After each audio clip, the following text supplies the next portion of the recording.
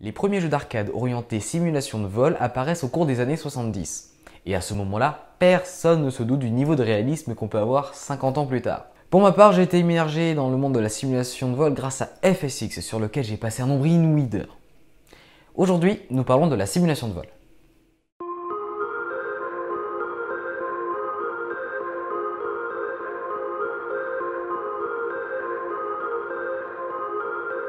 Les simulateurs de vol comptent parmi les premiers programmes développés pour ordinateur personnel. On entre en 1979 à publication par Sublogic de FS1 Flight Simulator. En 1982, Sublogic est racheté par Microsoft et FS1 devient le premier opus d'une des plus anciennes franchises de jeux vidéo au monde, Microsoft Flight Simulator, premier du nom. Bon dans le temps jusqu'en 2021 où 15 versions de Flight Simulator ont été publiées. Sans parler des autres simulateurs parus à côté. Je pense notamment à X-Plane, édité par Aerosoft, et P3D de Lockheed Martin. P3D qui reprend le code source de FSX d'ailleurs, puisque Lockheed Martin en a racheté les droits. Aujourd'hui, nous avons accès à des simulateurs ultra réalistes avec des add-ons à n'en plus finir.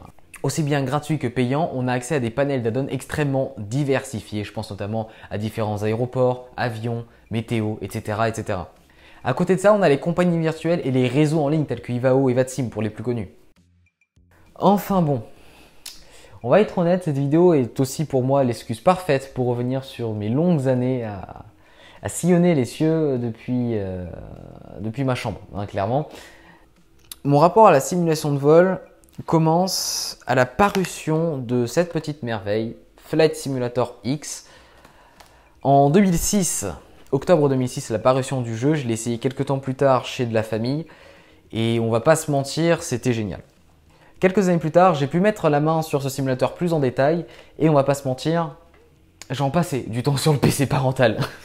Ah, il fallait me tirer de la chaise pour que je puisse déconnecter, c'est à ce point-là. Entre temps, je reçois mon premier ordi aux performances très aléatoires, tellement aléatoires que FSX ne passe pas dessus. J'ai dû me procurer donc pour continuer à exercer cet amour pour la simulation de vol FS 2004, l'opus précédent, FS9, avec lequel j'ai notamment découvert en partie les plans de vol IFR, le vol IFR, les approches ILS, etc. Un décès d'ordinateur plus tard, je reviens sur l'ordi parental pour réinstaller FSX et à ce moment-là, événement majeur dans l'aéronautique en France, création de la chaîne 89 Fox Echo. Le temps passe et disons que j'ai dû m'éloigner de la simulation de vol pour des raisons X ou Y qui n'est pas forcément de mon plein gré. Ce jusqu'en 2016, nouveau PC que j'ai encore actuellement, réinstallation de FSX et là c'était perdu, peine perdue, on ne me sortait plus de l'ordi. Au lieu de me faire des ciné ou des sorties avec les camarades, je restais chez moi, FSX, Ivao, je découvrais les add-ons, PMDG, Aerosoft A320, etc. Jusqu'au jour où je découvre le 777 de PMDG. Alors, comment vous dire? Le 777 de PMDG est l'add-on sur lequel, aujourd'hui encore, je passe le plus de temps. Grâce à PMDG, je suis, entre guillemets, tombé amoureux du 777 et je ne demande qu'une chose, c'est de pouvoir le piloter un jour, on va pas se mentir.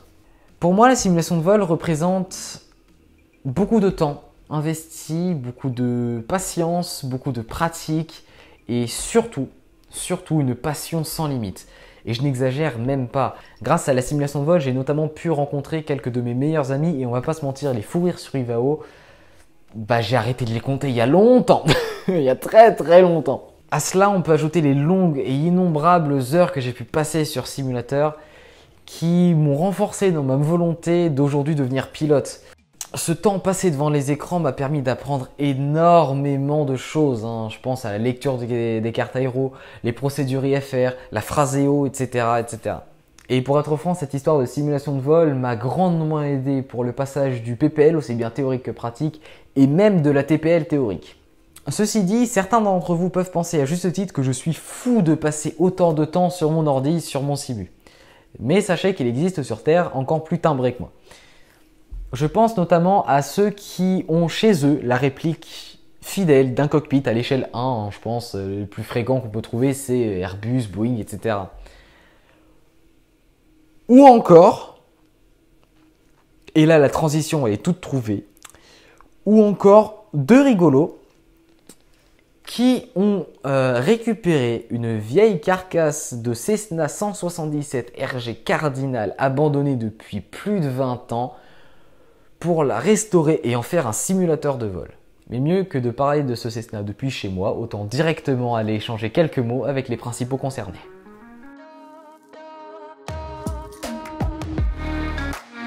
Ces deux principaux concernés sont deux de mes meilleurs amis, basés sur la plateforme de Tarbes-la-Loubert au pied des Pyrénées.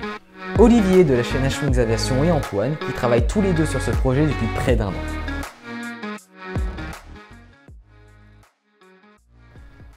Alors mon histoire par rapport au Simu, elle a commencé en 2007 avec FSX. Le tout premier avion sur lequel j'ai volé, c'est le J3 Cub de base de FSX qui était jaune. Et Simu, actuellement je tourne sur P3DV4 et FS20. FS20 plutôt pour tout ce qui est VFR, P3DV4 plutôt pour ce qui est liner.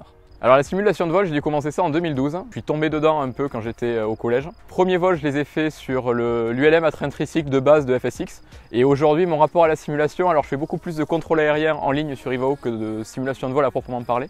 Mais je suis un fervent utilisateur de FS20. Disons que l'origine de cette idée du Simu, elle date de quand j'ai commencé sur simulateur, avec cette envie d'évoluer dans un cockpit quand même réaliste. Ça a été confirmé ensuite par un partenariat avec Aviasim. Après ça, dans mon précédent aéroclub, non pas à l'aéroclub de Bigorre, mais dans le précédent, j'étais en charge du simulateur de vol sur les événements du club et je me suis rendu compte qu'il y avait un gros attrait ludique du simulateur, en plus de l'intérêt pédagogique. Donc je me suis dit qu'il serait intéressant de doter le club de ce simulateur. Et c'était quoi le dernier ?